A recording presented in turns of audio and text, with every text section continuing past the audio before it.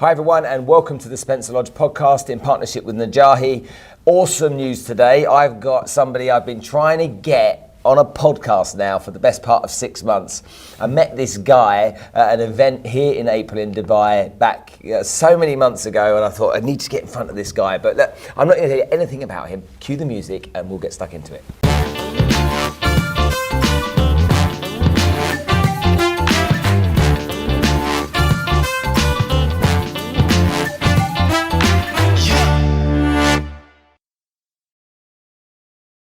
So first of all, Kane, thanks very much for coming and joining us on the podcast. Pleasure, thank you for having me. I've watched your work, I've seen what you do. I even asked my buddy Tony Robbins about you guys, and he was like, those guys are dynamite. His big raucous voice. Yeah, that's a good. Yeah, my hand's quite on as big, yeah.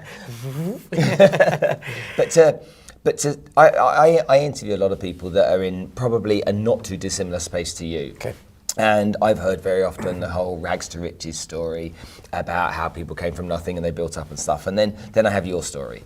And your story is, okay, we weren't rags to riches. Our life didn't suck, right. you know, our life didn't suck. But there were some real key things in your life from a mindset perspective that I think are really interesting to share. So maybe you could just tell that story a little bit so that the audience can understand. So this is one of the reasons, we do a lot of work with Tony Robbins, Richard Branson, Robert Kiyosaki, because we have a very different story than most people.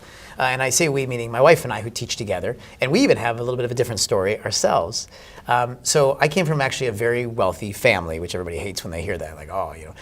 But I grew up in a family where we had a lot of money, but everybody was very unhappy and unfulfilled.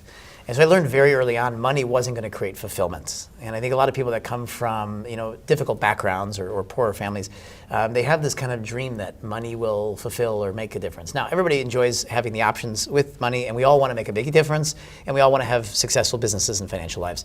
But I was just very clear early on, it wasn't going to bring the inner peace, the fulfillment. So I knew that it was just going to be a game to play to be able to have options to do more things.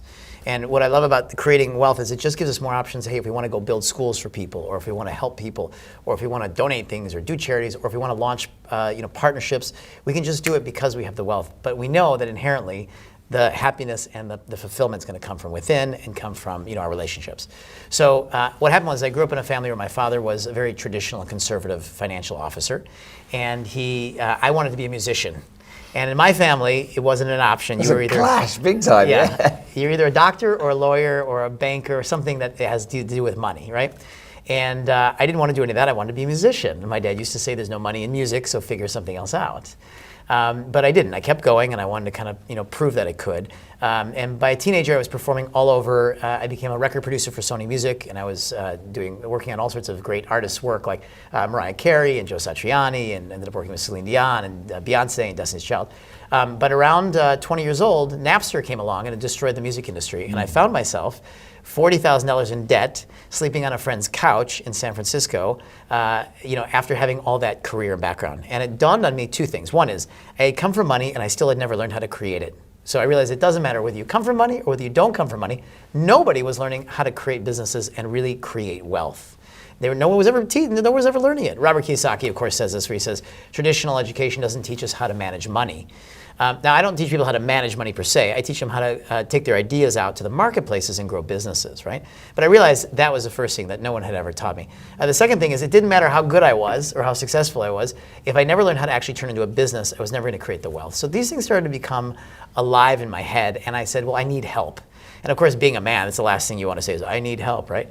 And today, we say from a partner of ours named Les Brown, who's great, he always says, don't ask for help because you're weak. Ask for help because you want to remain strong. And I wish, looking back, that I would have asked for help earlier from people that really knew what they were doing. The other thing that made sense to me is we often ask people that don't know what they're doing. They don't have the background. We might ask our friends or our parents or our uncle who got their MBA. You have to seek out people that have done it before and have become professional at transferring that knowledge. Just because somebody's good at what they do doesn't mean they can transfer that knowledge.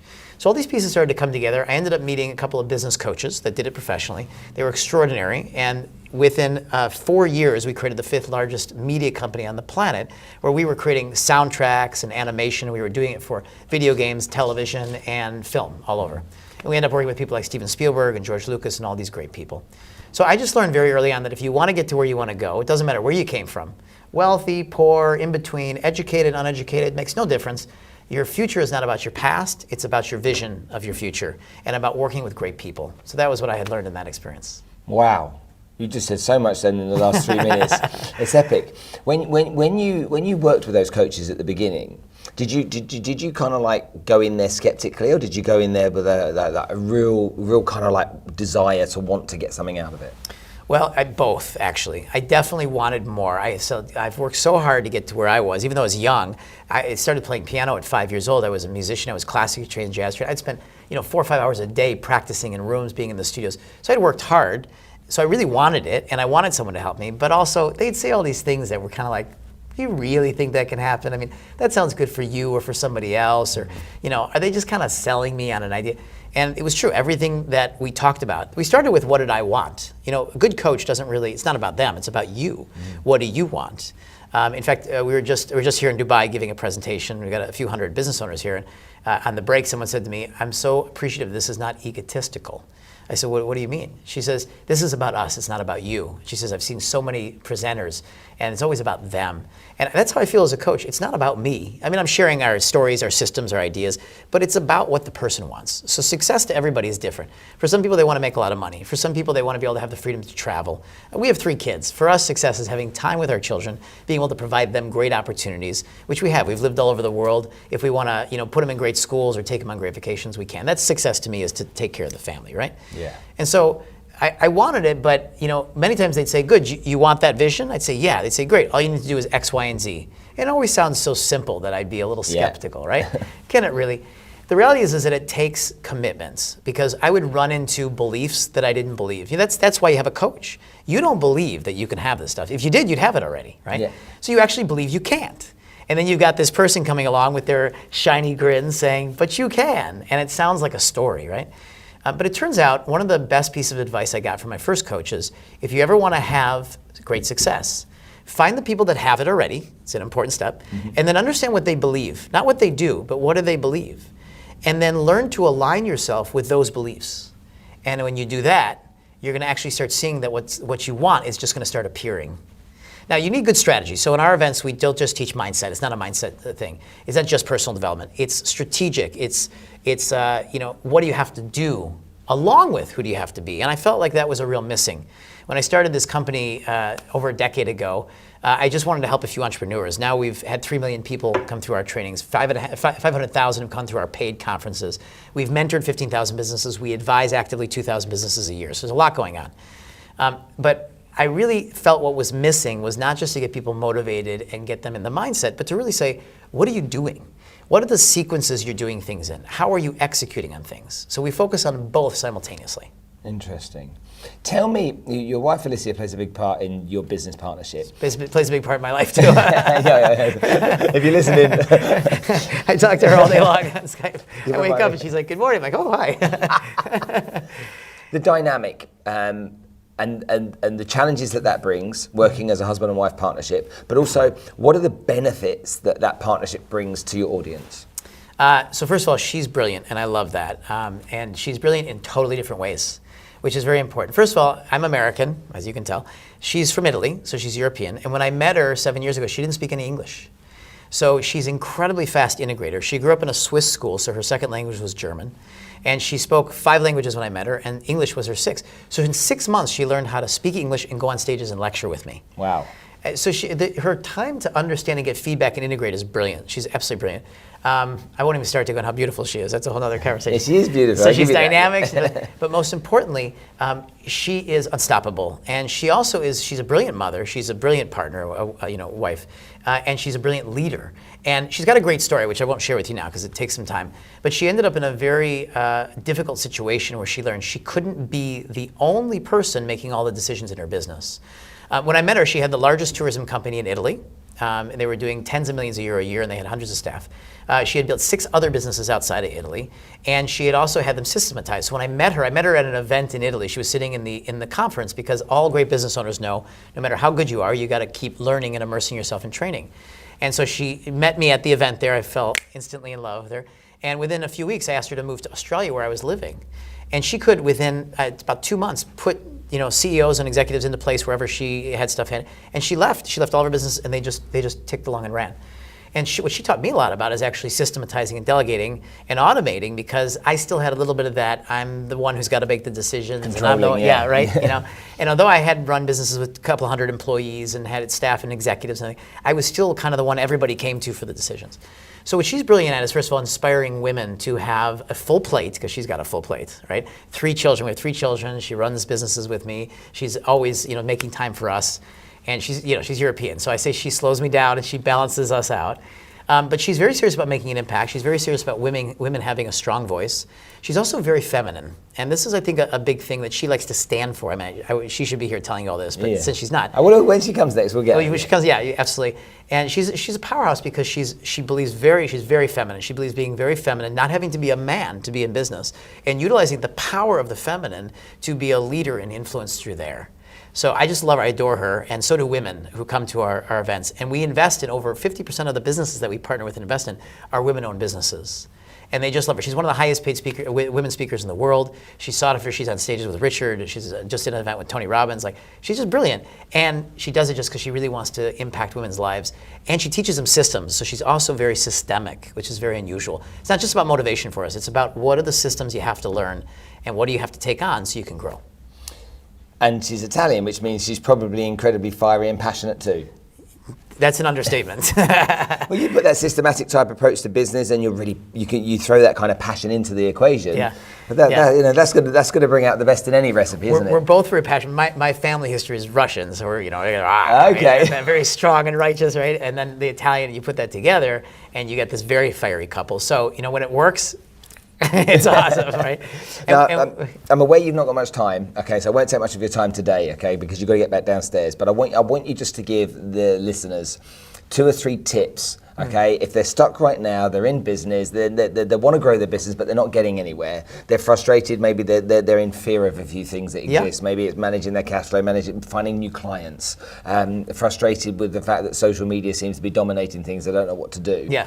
Give us 2 or 3 tips that they can take from this podcast right now and just have a real good think about before they maybe meet you face to face. So everybody on the planet, every business owner I ever meet, and I meet 50,000 a year, are overwhelmed, confused, and fearful. It doesn't mean that it's controlling them. It just means that somewhere in their business they feel overwhelmed by something. They feel afraid of taking too many risks, and they're not clear about how to move things forward. So those areas of those businesses stay stuck, and other areas are growing, and they're great. The ones that are trapped by it, they're not going anywhere. But most of the business owners I meet are saying, well, I'm very overwhelmed. I don't know how to take it international. Or I don't know whether I should do my book first or should I get on social media. Or I'm spending so much time on social media, but it's not going anywhere. So they're all looking for kind of clarity and they're concerned about doing the wrong things. So I say there's 3 things that help you move through overwhelm, lack of clarity, and any fears that you have. Number 1 is immersing yourself into the best practices with people that are doing it right now. Understanding what other business owners are doing that are having success right now helps you decide which is the right path for you. And just because we do things in a certain way doesn't mean it's the right path for everybody. But at least we can say, look, every year we're spending tens of millions online. We're across 32 countries. We're in all sorts of markets. We got 2,000 businesses that we advise. So we see what's working, what's not working. So we can say to someone, look, in your business as a coach, in your business as a physical product, in your business as a restaurant, this is what's going on really well, also trending across the world. In Asia, they're doing this. Try that. In America, this is working. Try that. If they're in the Middle East or in Europe. So we can see trends. It's very important you're getting around the best practices. Number 2, get around mentors that understand how to help you see things more clearly in your head.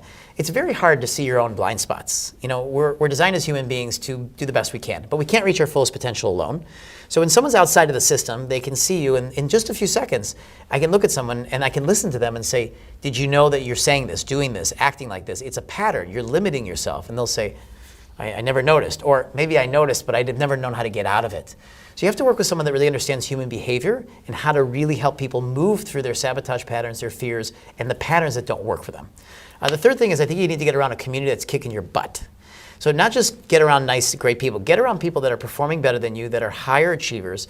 I love being around, I have a lot of professional athlete friends because they're always pushing themselves. So we're big health nuts, right? And when it comes to health and working out, I love being around athletes because they push their bodies way past what I'm comfortable with. Yeah. And I don't go quite there, but when I'm with them, I notice that I push myself even more. Raise your standards. That's right. So if we go out for a run, I'm going to run farther than I do on my own. If we're going to get in the gym, I lift more than I probably would as safely as I can. And I don't hit there, but it pushes me past my comfort zone because I'm around that.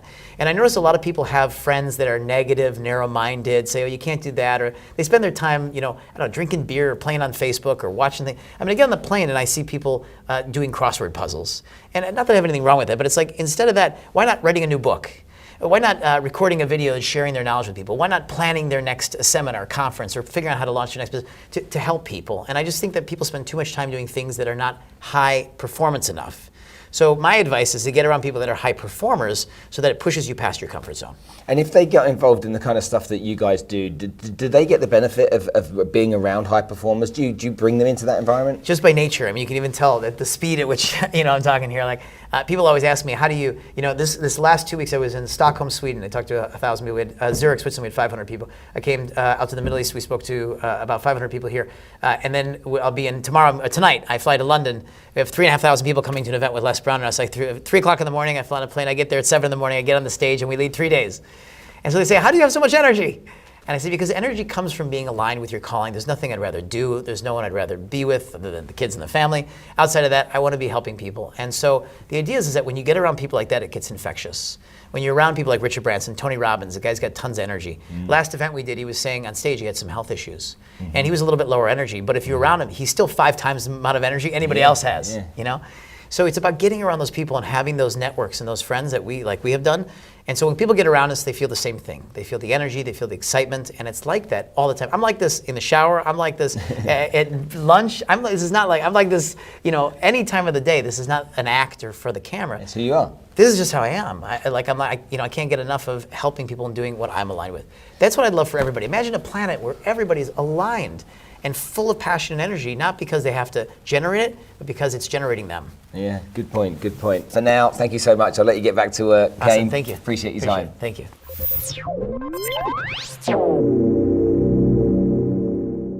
As you know, I do my best to bring great people onto this show that can share their knowledge and their experience. Kane Minkus has just laid down some real gems with us on the Spencer Lodge podcast. So make sure that you take time to listen to this kind of stuff and learn from it. But more importantly, go and take some action, because if you don't take action, you're not going to get anywhere.